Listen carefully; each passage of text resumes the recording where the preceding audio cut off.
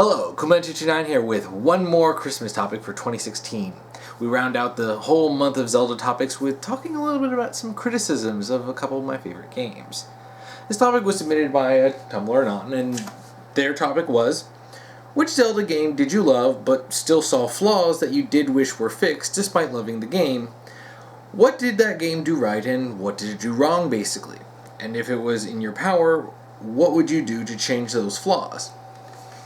Now, there is one that I have in mind, one that I mainly want to talk about, but before I get into that, I want to talk about the runner-up, the one that I would have chosen.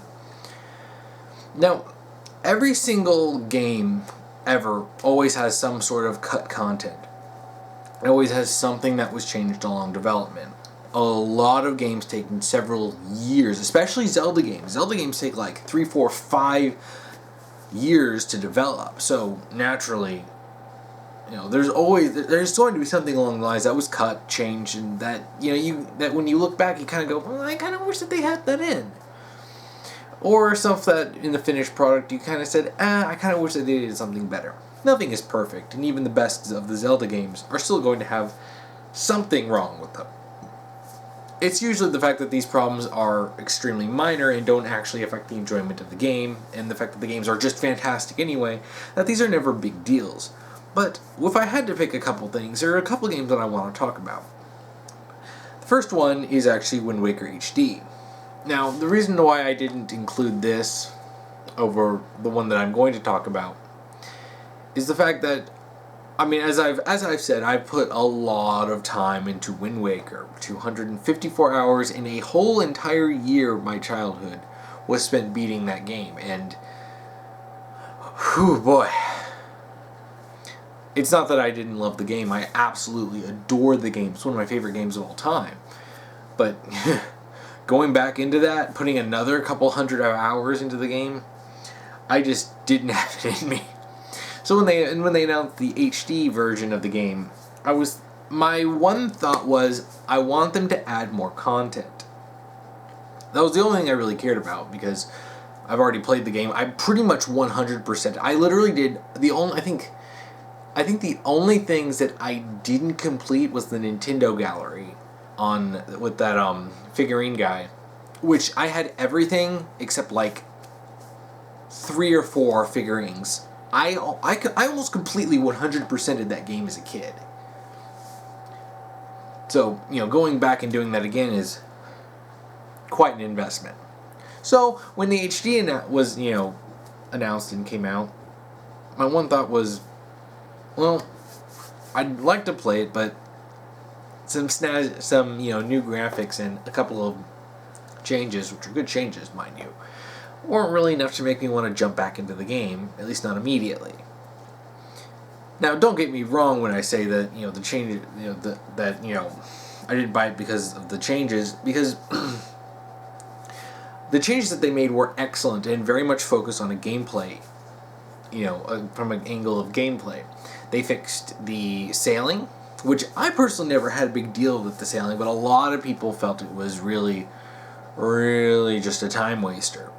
So they allowed you to sail faster, and then they allowed you to do stuff like they changed the pictograph to where you can have more pictures and more than just 3, and then they changed the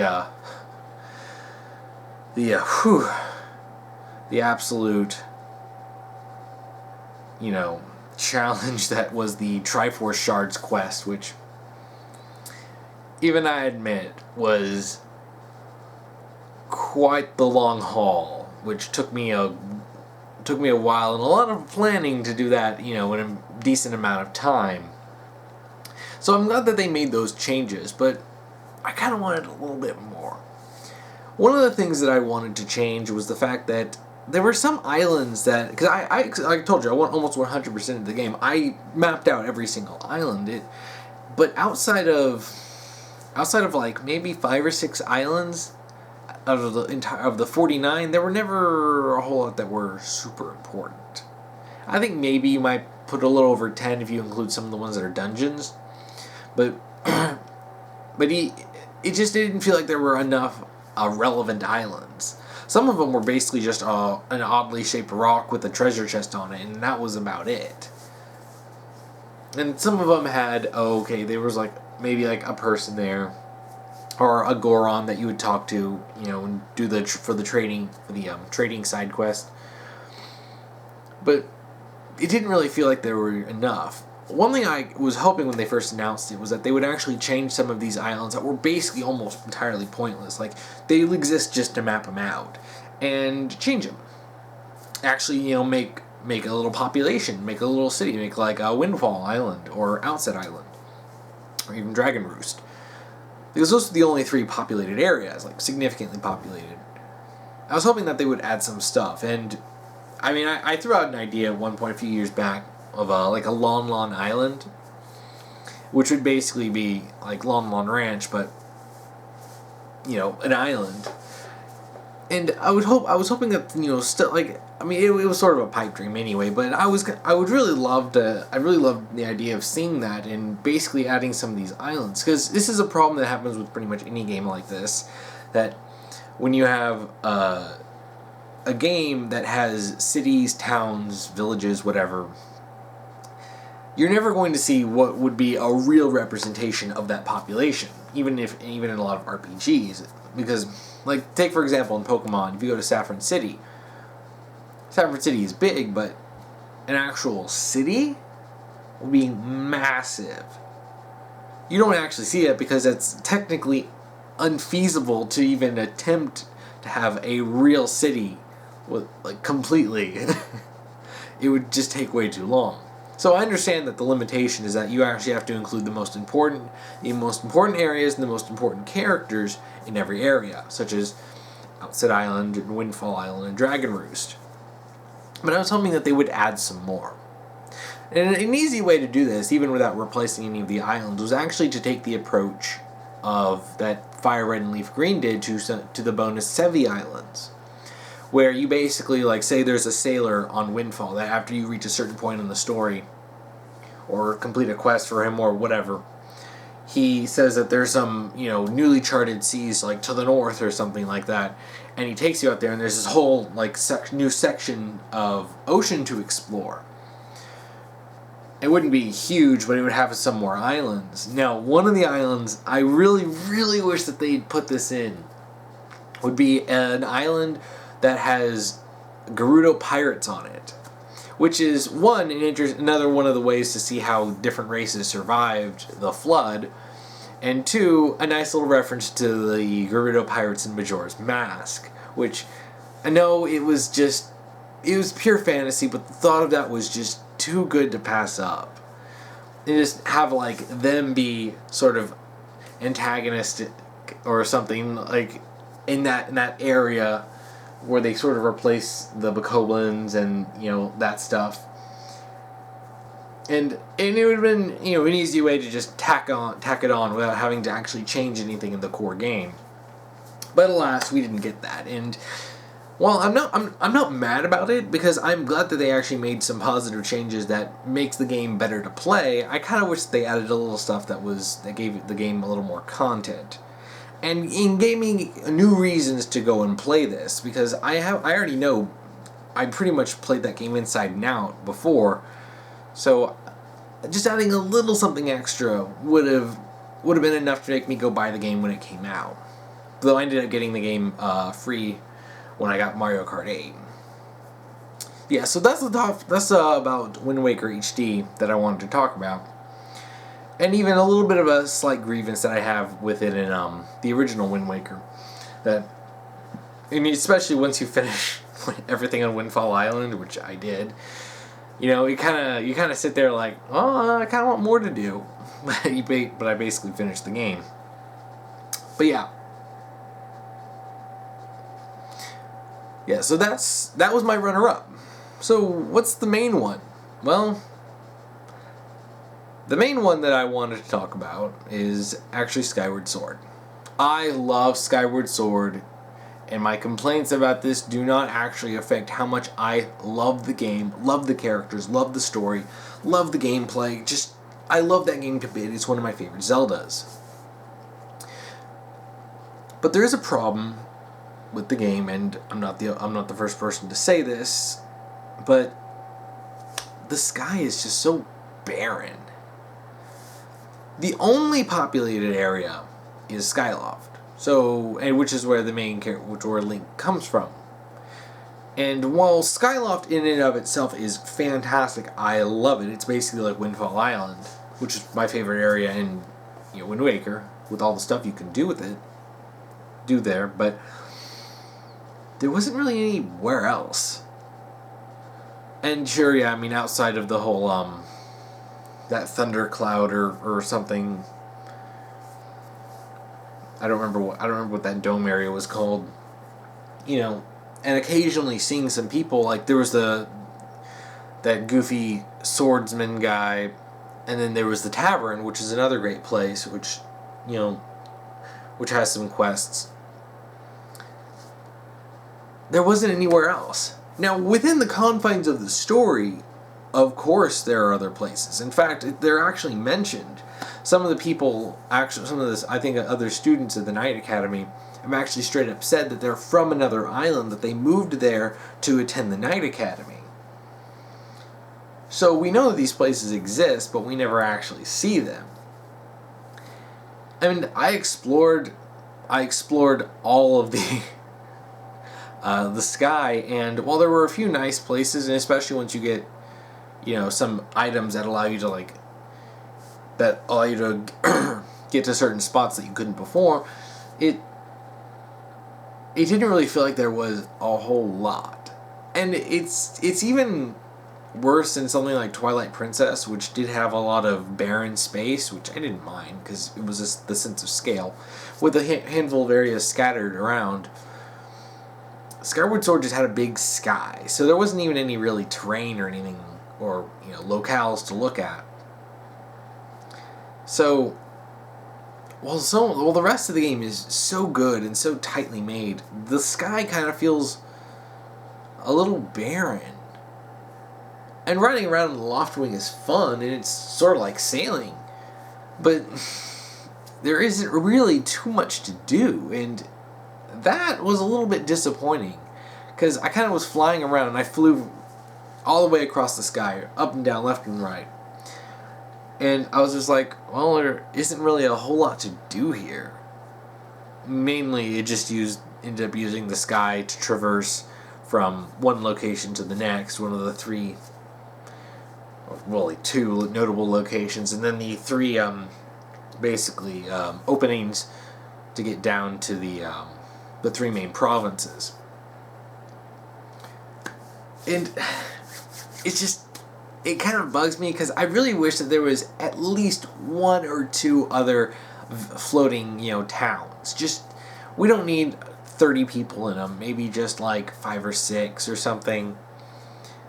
And just help give us a sense of, scale for the world.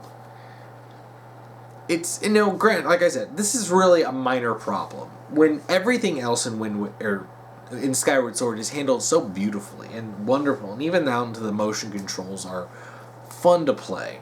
It's just that one part bugged me when I was playing the game.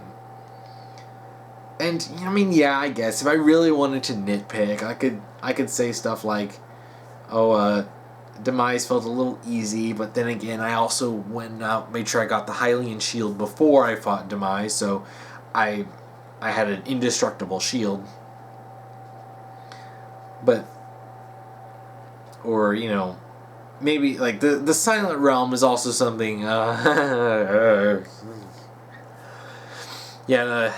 guess I kind of blocked out the memory of the Silent Realm. Those were terrifying. Holy crap. Completing those were heart-pounding. And I guess I'd change some of that, but make that a little bit easier and make it not so utterly horrifying. Nintendo, come on. But the main thing for me is the sky. Because even Wind Waker had all the islands, and even though a vast majority of them weren't important at all, and a lot of them just didn't have anything interesting going on with them, there was still a lot that you could do there, and you still had 3 main populated areas. And 4, I should say 4 if you count, the Karoks and the Great Deku Tree. But ones that are, simple and easy to get to, and, human populations really that have a lot of stuff to do, because really, after you finish that dungeon, the Dark Forest, the Forbidden Forest, after you finish that, the only really thing you can do is like a side quest with the Karoks and finding Makar when you need to get him to be the next sage. But yeah, I mean, you still had 3 populated areas, and you had the Dragon Roost, which was interesting, and Windfall Island, which is basically ends up becoming the main hub for all the activity in the game, and the place that you'll be going through the most. But I kind of wish that in Skyward Sword that we had a couple islands that were sort of like Outset. Kind of simple, a handful of characters. We don't need anything deep, anything. But, and also a way that would link these people on Skyloft to all these other islands. Because, people mentioning stuff. How, oh yeah, I came from another island to come to the academy. That makes me think of this quest line in Fallout 3. When you go to the town of Megaton, which is a main area that you go to, you actually talk to this one lady, and she says, "Oh, I'm from this town. I'm not from this little small settlement called Arafu. It's pretty far away, but can you deliver a message to my parents?" And then you go there, and you do the whole quest line involving, that storyline, and I won't go into great detail, but stuff like that will get you going out there, and I don't think it would have been too big of an issue, and I do think that if the game had if the game had longer development, I'm pretty sure there would have been more, because we know Nintendo's infamous for taking its time on its games. We know all these Zelda games always get delayed because they want to make them the best game they can be, and at some point, you just have to make the concessions of, we can't put this in unless we basically take 8 years to develop this, which, is utterly ridiculous. But yeah, the sky really is, something that bugs me. And even besides populated areas, more interesting places to explore. Now, one of the weaknesses of this is the fact that since it's up in the sky, there's no way you can really, go down. Because one of the things that the Zelda games like to do is have these, holes that you can go down into, and you have this little area to explore. And even, excuse me, I believe Wind Waker had a... Was it Wind Waker? Did Wind Waker had a challenge? I'm trying to remember if... Because I know one of the games did that.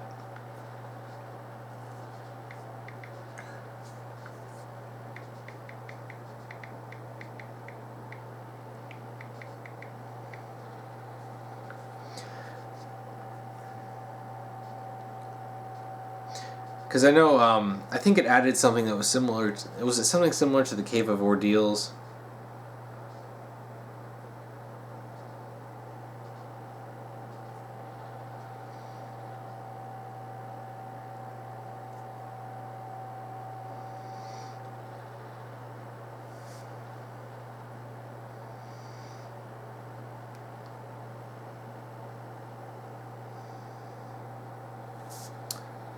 I'm trying to remember, because I think that there was...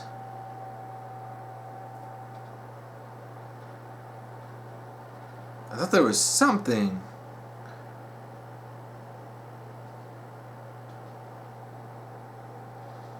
Well, regardless, a lot of these games had little areas to explore, and when it's in the sky, there's no real places that you can go into that wouldn't be just, oh, there's a giant rock with a hole on top, or something like that. And most of that's, the stuff you can find is in, I'm just going to call it the Thunderdome,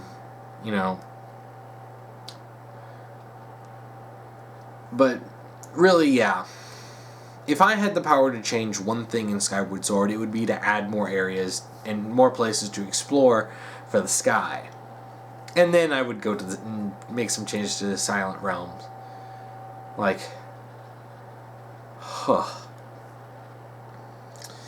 Well, I think that's about it for this topic.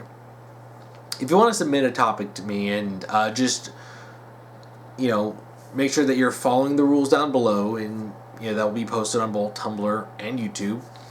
And then if you're on YouTube, you can simply comment below on what topic you want me to talk about, and if you're on Tumblr, you can send me an ask and make sure to put topic, and then whatever topic you want me to talk about. And if you're not sure if I know anything enough about it to do a topic on it, just ask me and I will tell you. Or you can just send me the topic, and a lot of times I'll probably just end up doing a table talk video on it. If you want to watch last week's topic video, you can check that out here. If you want to watch next week's topic video, you can check that out here when I get that done. So, thank you for watching, and thank you for another great year of doing topic videos, and Happy New Year.